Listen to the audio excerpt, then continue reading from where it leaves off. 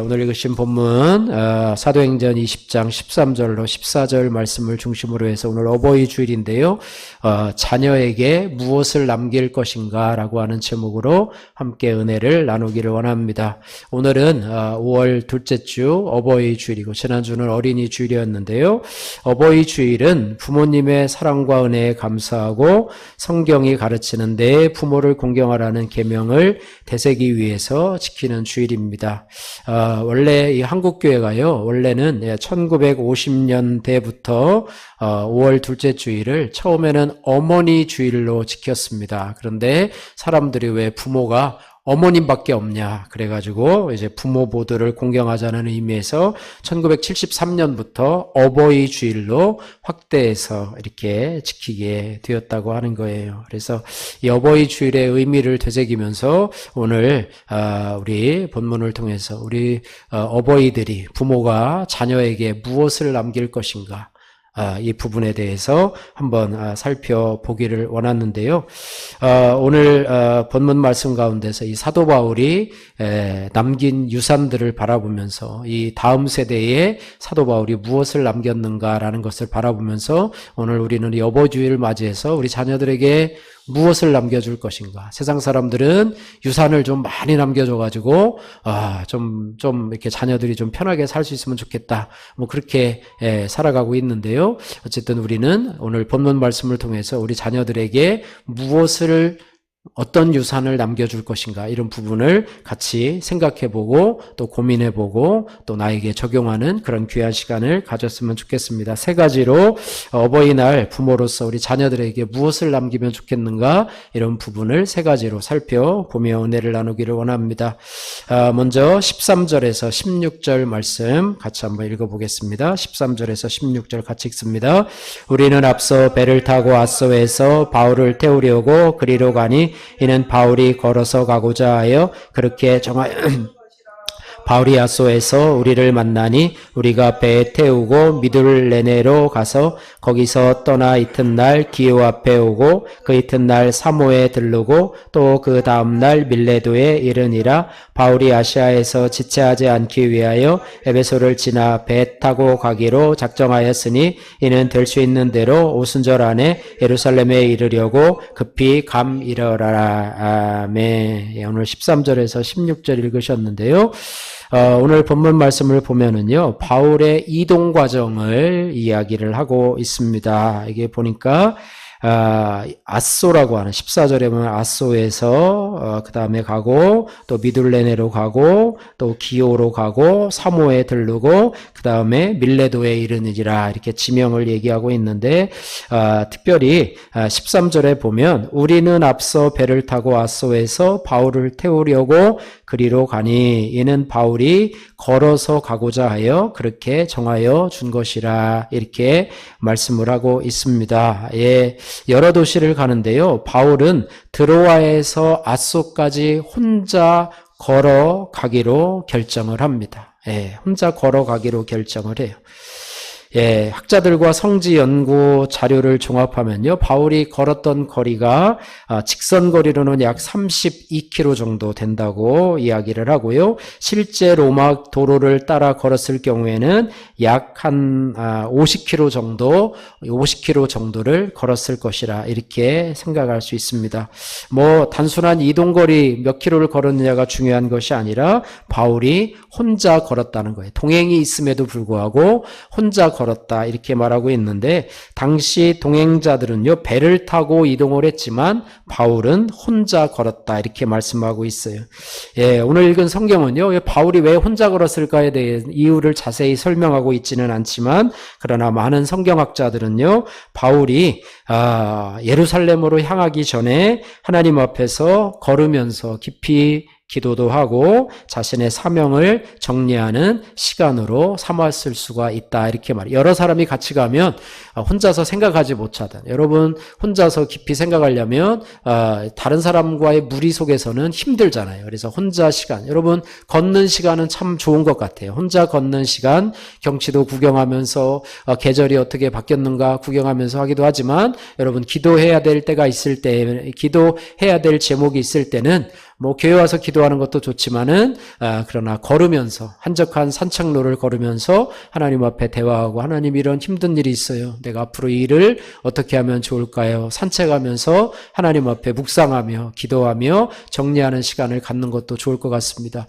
50km 정도를 걸으면서 혼자서 이제 예루살렘에 가서 내가 어떻게 해야 될 것인가 장례를 하나님 앞에 맡기며 또 하나님의 성령의 인도하심을 받는 그런 시간으로 삼는 것이 오늘 바울의 이동 경로였다 이렇게 말씀하고 있습니다. 그래서 이런 것을 바라보면서요. 어떻게 보면 부모가 자녀에게 남길 첫 번째 유산은 무엇이냐면 삶의 방향을 남겨야 된다. 삶의 방향 따라해 보세요. 삶의 방향을 남겨야 합니다. 예, 우리가 세상에서요. 좋은 말 중에 이런 말이 있어요. 속도보다 뭐가 중요하다? 방향이 중요하다. 속도보다 방향이다. 이런 말이 있습니다. 이 말은요. 빨리 가는 것보다 어디를 향해 가고 있는지가 더 중요하다고 하는 겁니다. 막 걸어가는 사람, 막 바쁘게 빨리 달려가는 사람을 보고 어디를 그렇게 급하게 가세요? 그러니까 몰라요. 나도 몰라요. 열심히 나도 가고 있어요. 요즘 현대인들이 아침부터 저녁까지 열심히 사는데 왜 그렇게 열심히 살아요? 라고 물으면 사람들이 말을 잘 알지 못해요. 먹고 살려고 열심히 하는 거예요.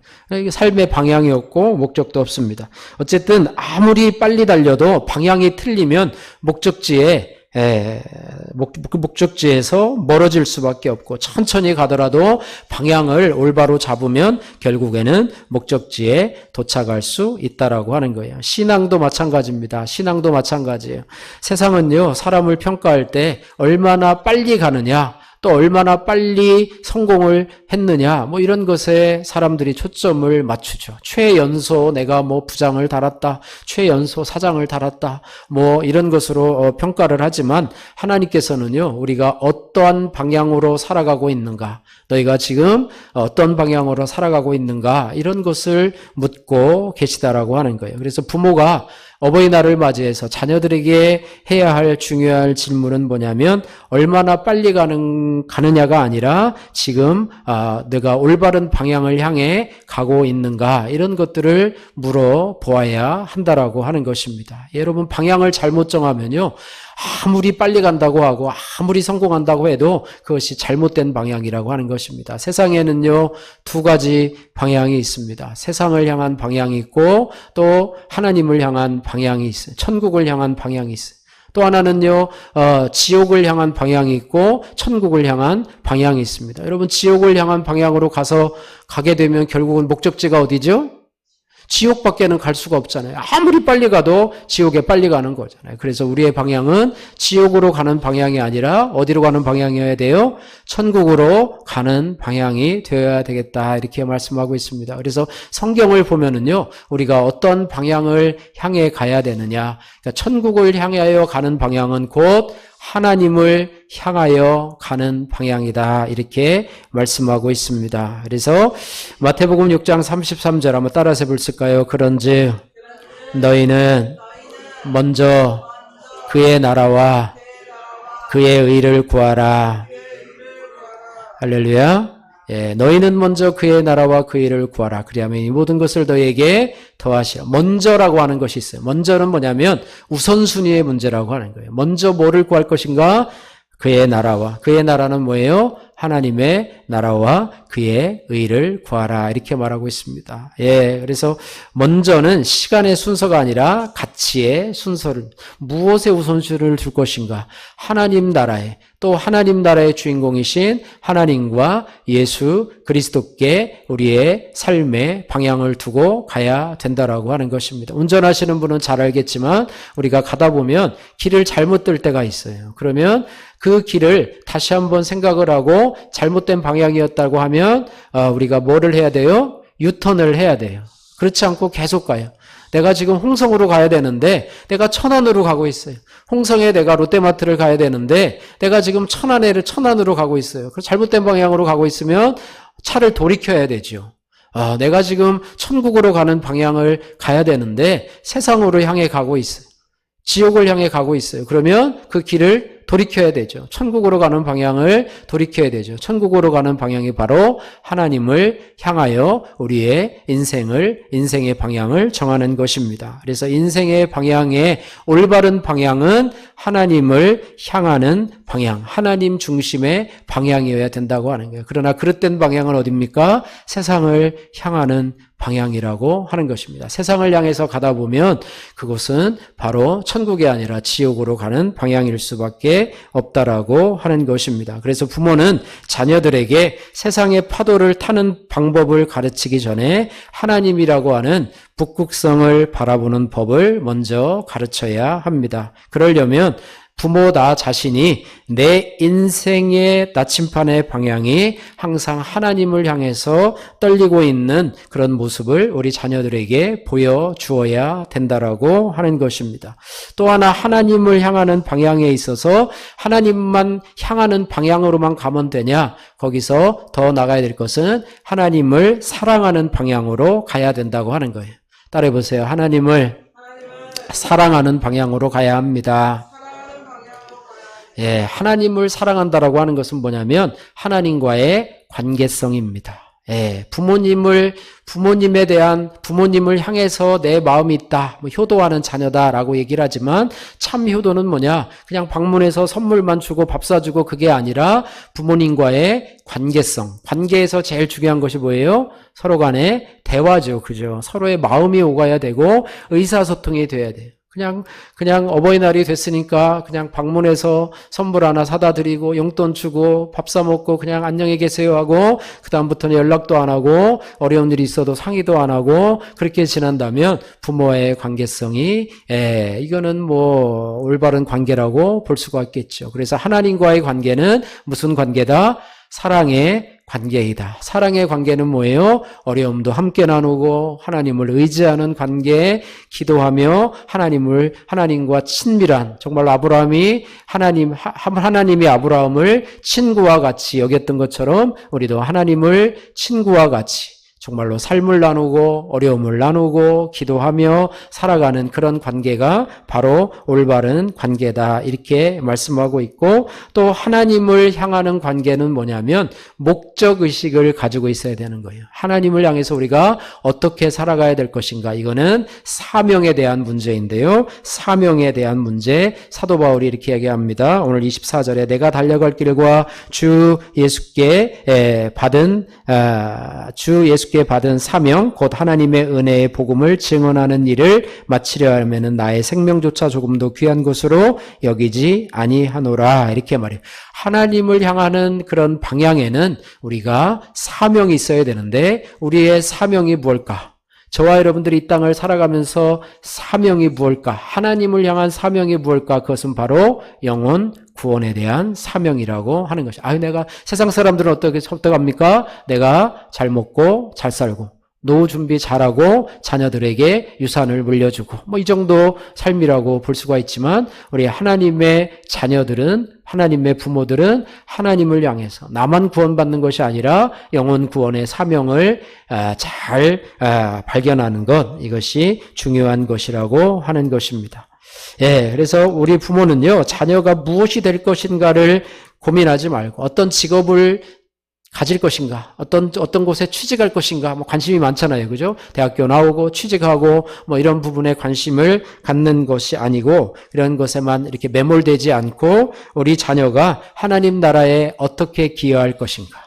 직업은 중요하지 않습니다. 그러나 그 직업을 통해서, 그가 가지고 있는 물질을 통해서, 그가 가지고 있는 은사를 통해서 하나님 나라에 어떻게 기여하게 될 것인가, 이런 부분들을 생각하며 하나님 앞에 기도해야 될 것이고, 그렇습니다. 그래서 부모는 자녀들을 향해서 삶의 방향을 남겨야 되는데, 성경이 말하는 인생의 올바른 방향은, 따라해 보세요. 하나님을 향하고 하나님을 사랑하고 하나님 나라를 위해서 헌신하는 삶입니다. 할렐루야. 예, 이 부분을 가져야 됩니다. 사도 바울은요, 동료들을 먼저 보내고 홀로 길을 걸으면서 다시 한번 예루살렘으로 가면서 내 인생의 방향을 다시 한번 생각해 보고 있는 그런 부분을 가지고 있습니다. 유명한 격언에요, 이런 말이 있어요. 우리는 바람의 방향을 바꿀 수는 없지만 돛의 방향은 조정할 수 있다. 한번 따라해 보세요. 우리는 바람의 방향을 바꿀 수는 없지만 돛의 방향은 조정할 수 있다. 이 격언을요, 우리 오늘 어버이날을 맞은 우리 부모님에게 적용을 하면은요, 우리 자녀들의 인생 항로에서 부모는 바람을 만들어 줄 수는 없지만 돛의 방향을 어디로 맞춰야 하는지는 가르쳐 줄 수 있다라고 하는 것이고, 그 돛의 방향은 오직 따라해 보세요. 하나님 사랑, 사명입니다. 할렐루야. 여러분은 어버이날을 맞이해서 여러분 자녀들에게 무엇을 강조하고 있습니까? 성적을 강조합니까? 취업을 강조합니까? 성공을 강조합니까? 여러분 바라기는 올바른 인생의 방향인 하나님을 강조하시는 그런 부모님들 되시기를 주님의 이름으로 축복합니다. 자, 명품 악기 중에요, 스트라디바리우스라고 하는 그런 바이올린이 있습니다. 여러분 들어보셨죠? 발음이 잘 안 돼요. 스트라디바리우스. 이 스트라디바리우스라는 것은요, 이탈리아 크레모나 출신의 안토니오 스트라디바리가 제작한 이 바이올린인데요, 균일한 음정과 맑고 아름다운 음색을 자랑하는 독보적인, 그러니까 바이올린계에서의 아주 명기라고 볼 수가 있어요. 스트라디바리는요, 이 1100여 점의 바이올린, 비올라, 첼로, 하프, 기타를 제작했는데요, 현재 600여 점이 남아있다고 그래요. 스트라디바리는요, 1644년에서 1737년에 살았던 사람인데요, 현재 600여 점이 남아있고, 또 50여 점이 실제 연주에 사용된다고 이야기를 합니다. 스트라디바리우스의 가격은요, 보관 상태, 음질에 따라 달라지는데요, 보통 10억 원 이상을 호가하고, 특히 1700년에서 1725년 사이 황금기에 만들어진 것은 이 경매를 통해서 수백억 원에도 거래가 된다라고 그럽니다. 이 스트라디바리우스가 이렇게 명기가 된 것은요, 뭐라고 추측을 하냐면 1645년께부터 100년간의 미니 빙하기 때문이라고 추측을 하는데요, 추운 기후로 인해서 나무에 촘촘하고 균일한 나이테가 만들어졌고, 이 고밀도 목재가 소리의 파장을 균일하게 만들었다는 그런 추측입니다. 그러니까 나무가 따뜻한 곳에서 빨리 자라면은요, 조직이 물러져서 좋은 소리를 내지 못하는데, 혹독한 추위 속에서 천천히 그러나 한 방향으로 단단하게 자란 나무만이 공명을 일으키는 명품 악기가 될 수 있다고 그래요. 예, 그래서 이러한 빙하기에 만들어진 이 스트라디바리우스가 이렇게 명기가 되었다라고 하는 그런 의미입니다. 최근 한 기사에서는요, 현대인들이 빠른 성공에만 매몰되어서 인생의 방향을 잃어버리고 있다는 점을 지적을 하는데요, 신문 사회면은 연일 성공한 사람들의 추락을 보도합니다. 이유는 하나예요. 속도는 빨랐지만 방향이 틀렸기 때문이라고 하는 것이죠. 예, 그래서 우리 자녀를 명품 신앙인으로 키우는 비결은 남보다 앞서가는 그런 속도가 아니라고 하는 거예요. 어떤 시련 속에서도 하나님이라는 한 방향으로, 이 명품 바이올린처럼 한 방향으로 결을 쌓아가는 단단한 믿음이라고 생각이 됩니다. 그래서 바울은 앞서부터 혼자 걸어가며 자신의 인생의 방향을 하나님께 맡두어진 것처럼 저와 여러분들도, 부모된 저와 여러분들도 인생의 결을 하나님 앞에 맡기고, 또 우리의 자녀들이 그런 모습을 보면서 우리 자녀들도 인생의 결을 하나님 앞에 맡기며 성공적인 삶을 살아가는 그런 은혜가 있는 이 어버이날 되기를 주님의 이름으로 축복합니다. 두 번째로요, 오늘 17절에서 21절 말씀 같이 한번 읽어보겠습니다. 17절에서 21절 같이 읽습니다. 바울이 밀레도에서 사람을 에베소로 보내어 교회 장로들을 청하니 오매 그들이 말하되 아시아에 들어온 첫날부터 지금까지 내가 항상 여러분 가운데서 어떻게 행하였는지를 여러분도 아는 바니 눈물이며 유대인의 관계로 말미암아 당한 시험을 참고 주를 섬긴 것과 유익한 것은 무엇이든지 공중 앞에서나 집에서나 거리낌 없이 여러분에게 전하여 가르치고 유대인과 헬라인들에게 하나님께 대한 회개와 우리 주 예수 그리스도께 대한 믿음을 증언한 것이라. 아멘. 두 번째로요, 우리 부모가 남겨야 될 것 중에 하나는 뭐냐면, 한번 따라해 보세요. 믿음의 본을 남겨야 합니다. 믿음의 본을 남겨야 됩니다. 본이 되는 삶을 우리가 남겨야 된다, 이렇게 말해요. 믿음의 본이라는 것을 오늘 사도 바울이 오늘 본문 가운데, 오늘 읽으신 본문 17절에서 21절 가운데 잘 알려주고 있는데요. 바울이 밀레도에 이르러서 에베소에 있는 장로들을 청해서 그들에게 고별 설교를 하는 내용인데요. 바울이 그들에게 한 내용은 뭐냐면, 내가 이렇게 건물을 세웠고 많은 사람을 전도했고 뭐 어떤 큰 업적을 이루었고 뭐 이런 말을 하는 것이 아니라요. 19절에 보니까 자신의 행한 것에 대해서 말하고 있어요. 모든 겸손과 또 눈물이고 유대인의 관계로 말미암아 당한 시험을 참고 주를 섬긴 것과, 또 20절에 유익한 것은 무엇이든지 공중 앞에서나 각 집에서나 거리낌이 없이 여러분에게 전하여 가르치고 또 예수 그리스도에 대한 믿음을 증언한 것이라, 이렇게 말씀하고 있습니다. 그래서 바울은요, 믿음의 본을 보이는 삶을 살아갔는데, 믿음의 본을 보이는 것이 무엇이냐? 한번 따라해 보세요. 삶으로 본을 보이는 것입니다. 삶으로 본을 보이는 것이다. 디모데전서 4장 12절 말씀에 말과 행실과 사랑과 믿음과 정절에 있어서 믿는 자에게 본이 되어라고 바울은 디모데에게 권면을 하고 있습니다. 신앙은 말이 아니고요, 삶의 총체적인 모습입니다. 바울은요, 사도였어요. 그래서 권위를 내세울 수도 있었습니다. 그러나 높은 자리에 서기보다는 낮은 자리에서 섬겼습니다. 믿음의 본은 내가 얼마나 대단한가를 보여주는 것이 아니라 내가 얼마나 예수님처럼 살아가는가를 보여주는 것입니다. 바울은요, 참 유명한 학자예요. 대단한 당대의 유명한 학자임에도 불구하고 사람들에게 자신의 차가운 지식을 보여준 것이 아니었고요.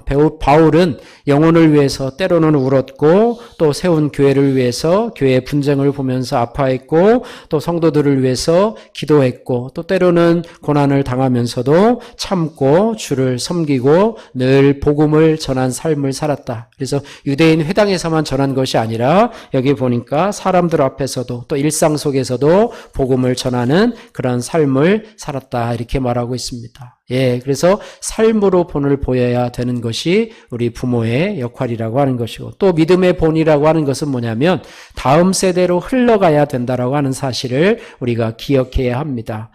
디모데후서 2장 2절에는 또 내가 많은 증인들 앞에서 내게 들은 바를 충성된 사람에게 부탁하라, 이렇게 말해요. 믿음은요, 개인 소유로 끝나는 것이 아니라, 한번 따라해 보세요. 전달되는 유산입니다. 우리가 다음 세대라고 하는 말을 우리 전에 설교에서 여러분 배웠는데요. 다음 세대를 세워야 되는데, 바울은요, 믿음을 혼자 간직하지 않았어요. 디모데에게 전했고, 또 주위에 많은 충성된 사람들에게 부탁을 했고, 또 디모데는 또 다른 사람들에게 부탁을 했고, 이렇습니다. 여러분, 대가 끊긴다는 말 있죠. 그죠?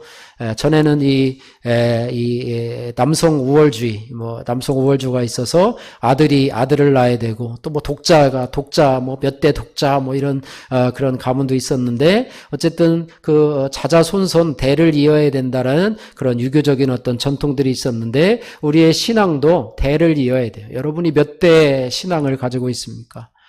저희는, 저희 부모님, 또 할아버지, 할머니, 또 우리 부모님, 또 저 해가지고 3대 신앙인 것 같아요. 우리 자녀들은 이제 4대 신앙이 되고, 여러분이 처음 믿었으면 여러분이 이제 1대 신앙이 되는 거예요. 그래서 여러분의 신앙을 자녀들에게 잘 전수해서 여러분의 신앙이 다음 세대로 흘러갈 수 있도록, 예, 여러분, 오늘 어버이날인데도 우리 친구들에게도 우리 선물을 같이 줬는데요. 여러분, 어버이가 아니잖아요. 근데 장래 이제 어버이가 될 사람들이잖아요. 그래서 여러분, 믿음의 결혼을 꼭 하고, 믿음의 결혼을 신결혼, 믿을 신자 신견율이라고 그러는데, 믿음의 결혼을 해서 또 그 다음 세대로 여러분의 믿음이 흘러갈 수 있도록 여러분이 기도하는, 그래서 부모님의 세대로부터 신앙을 받고 또 나의 세대가 다음 세대로 또 신앙을 전하는, 이렇게 되는 것이 바로 믿음의 본으로 연결되는 그런 흐름이라고 하는 사실을 기억을 하고,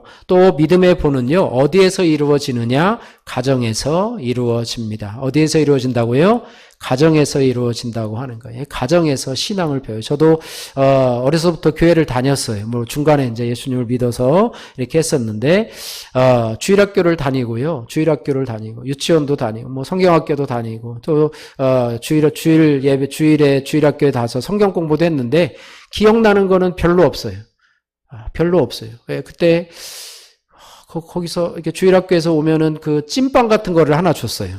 찐빵 있잖아요. 이렇게 찐빵 이렇게 있으면, 그러면 이제 그때는 찐빵이 귀한 시대라 오면서 이제 그걸 아이들하고 친구들하고 뜯어 먹으며 오던 기억들이 나요. 그래서 껍데기를 벗겨가지고 또 조금 먹고 껍데기 벗겨가지고 껍데기를 다 벗겨서 먹으면 이제 그때 이제 그 안에 있는 살을 벗겨 먹고 그 안에 이제 팥 안고 이런 거를 먹고 이런 기억들이 있는데, 다른 기억들은 별로 없는 것 같아요. 그러나 이 가정에서 보인 그런 본들, 어머님 이제 부모님 다 돌아가셨지만은요, 어머님이 항상 시간 되면은 그 성경, 이렇게 세로로 된 성경 있잖아요. 세로로 된 성경을 소리내서 이렇게 읽으시면서 또 새벽에 기도하시는 모습, 또 구역 예배들을 드리면서 또 나를 참가시키는 그런 모습들, 뭐 이런 모습들이 기억이 나게 되는데요. 가정은 단순히 가족이 함께 사는 공간이 아니라, 따라해보세요. 가정은 믿음이 전수되는 자리이며 하나님을 배우는 첫 번째 현장입니다. 예, 그래서 어떤 분은 주일학교는 교회가 다 가르쳐야 되는 거지라고 생각을 하지만요, 신앙에 있어서는요, 가정이 교회보다 먼저이고 가정이 신앙의 첫 학교라는 의미입니다. 자녀는 교회에서만 배우지 않아요. 자녀는 부모의 신앙을 통해서 가정에서 배우게 되고, 물론 교회에서도 이제 예배드리고 또 공부하면서 배우지요. 그러나 가정에서 신앙의 전수가 일어난다고 하는 사실을 우리가 기억해야 할 것입니다. 교회가 자녀들을 도울 수 있지만 부모를 대신할 수는 없다라고 하는 것. 그래서 자녀의 신앙에 가장 큰 영향을 주는 사람은 결국 부모임을 우리가 알 수가 있습니다. 실제 역사적인 예화에서 이 어거스틴과 이 어머니 모니카를 들 수가 있는데요. 초대 교회의 위대한 신학자였던 이 어거스틴은요, 젊은 시절에 방탕하게 지냈어요. 저희 사진에 보니까 저분이 밑에 있는 분이 어거스틴이고 그 위가 어머니 모니카. 뭐 이렇게 쳐다보고 있는지 모르겠지만 저 사진밖에 없더라고요. 그러니까 어머니와 어거스틴과 모니카인데, 어거스틴이 젊었을 때 방탕하게 지냈대요. 쾌락을 살았고 또 세상의 철학과 욕망에 따라서 그렇게 살아 있었대요. 처음부터 위대한 신학자가 되려는 게 아니라, 그래서 사람들은요, 어거스틴을 보면서 저 청년은 참 희망이 없다라고 얘기를 했고, 그 어머니 모니카에게도 당신의 아들은 희망이 없으니까 포기를 해라, 그렇게 얘기를 했는데, 어머니 모니카는요, 절대로 실망을 하지 않고 그 아들 어거스틴을 위해서 늘 눈물로 기도했었고, 주위 사람들이 포기하라, 아이들 포기하라 라고 해도 포기하지 않고 끝까지 기도해서 결국에는 어거스틴이 회개하고 하나님께로 돌아오게 되었고, 그로 인해서 이제는 어거스틴은 놀라운 그런 교회사에 영향을 끼치는 신앙인이 되었다라고 했는데, 훗날 어거스틴은 어머니에 대해서 이렇게 말을 했다고 그래요. 내 어머니의 눈물은 하나님 앞에서 결코 헛되지 않았습니다. 어머니의 기도가 자녀를 살린다라는 유명한 말이 어거스틴을 통해서 나왔고, 그 주인공이 바로 어머니 모니카였다는 사실을 우리가 기억해야 할 것입니다. 그래서 자녀의 신앙에 가장 큰 영향을 주는 사람이 결국 부모라고 하는 사실을 우리가 꼭 기억해야 할 것입니다. 그래서 자녀는 부모가 완벽한 다 허물이 있어요. 그럼에도 불구하고 끝까지 하나님을 붙드는 부모님의 신앙의 모습을 보면서 배우게 되고 그 신앙이 전수된다라고 하는 것입니다. 세 번째로요. 부모는 자녀들에게 어떤 유산을 남겨야 되느냐? 사명의 유산을 남겨야 된다. 이렇게 말해요. 22절에서 24절 말씀 한 목소리로 같이 읽도록 하겠습니다. 22절에서 24절 같이 읽겠습니다. 보라, 이제 나는 성령에 매여 예루살렘으로 가는데 거기서 무슨 일을 당할는지 알지 못하노라. 오직 성령이 각성해서 내게 증언하여 결박과 환난이 나를 기다린다 하시나 내가 달려갈 길과 주 예수께 받은 사명 곧 하나님의 은혜의 복음을 증언하는 일을 마치려 하면은 나의 생명조차 조금도 귀한 것으로 여기지 아니하노라. 아멘. 할렐루야.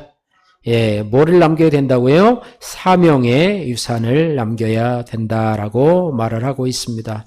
오늘 본문 가운데서요, 이 에베소에 있는 장로들에게 고별 설교를 하는데요. 그 마지막 24절이 뭐냐면 사명에 대한 부분입니다. 24절, 내가 달려갈 길과 주 예수께 받은 사명 곧 하나님의 은혜의 복음을 증언한 일을 마치려 하면은 나의 생명조차 조금도 귀한 것으로 여기지 아니하노라. 그러니까 하나님께 대한 사명이 뭐냐? 하나님의 은혜의 복음을 증언하는 것이 바로 사명이다. 이렇게 말씀하고 있습니다. 그래서 이 사명이 삶의 목적이 되도록, 우리 삶의 인생의 목적은 행복이 아니라 거룩이다라는 말을 우리가 큐티하면서 많이 발견하게 됩니다. 한번 따라해 보세요. 인생의 목적은 행복이 아니라 거룩입니다. 거룩이라는 것은 뭐냐면 예수님을 닮아가는 것, 하나님을 닮아가는 것인데요. 거룩을 다른 말로 얘기하면 사명이라고 볼 수가 있습니다. 우리는 행복한 삶을 원해요. 그냥 부족함 없이 살고 어려움 없이 살고 이렇게 해서 아무런 어려움 없이 사는 삶이라고 하지만 우리의 궁극적인 삶의 목적은 내가 하나님 앞에 경건해지고 또 나만 구원받는 것이 아니라 다른 사람을 구원에 이끌 수 있는 통로로 쓰임받는 것, 영혼 구원의 사명. 나 개인적으로는 주님을 닮아가는 거룩한 삶을 살아가는 것이고 또 나로 인해서 다른 사람이 주님께 돌아오는 영혼 구원의 사명을 감당하는 것, 이것이 바로 우리가 살아가야 될 것이고 이것이 바로 부모가 자녀들에게 남겨야 될 유산이라고 하는 것입니다. 그래서 이 사명을 잘 감당하는 저와 여러분들이 되기를 주님의 이름으로 축복합니다. 말씀을 정리하면서요, 오늘 말씀을 통해서 우리 부모 세대와 다음 세대 모두에게 하나님께서 중요한 메시지를 주고 있는데요. 우리 부모는 우리 자녀들에게 삶의 방향을 남겨 주어야 된다라고 하는 거예요. 삶의 방향은 따라해 보세요. 하나님을 향하고 하나님을 사랑하고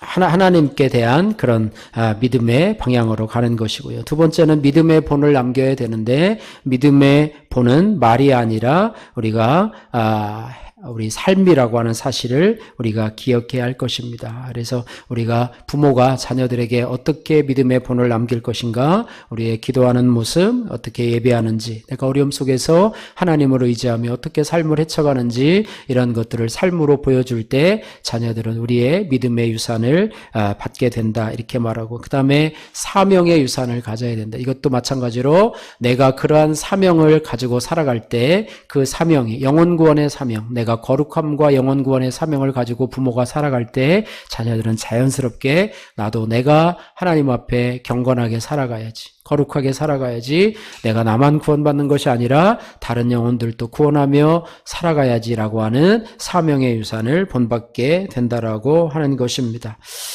한 사람의 인생은요, 무엇을 남기고 떠나느냐라고 하는 것으로 기억됩니다.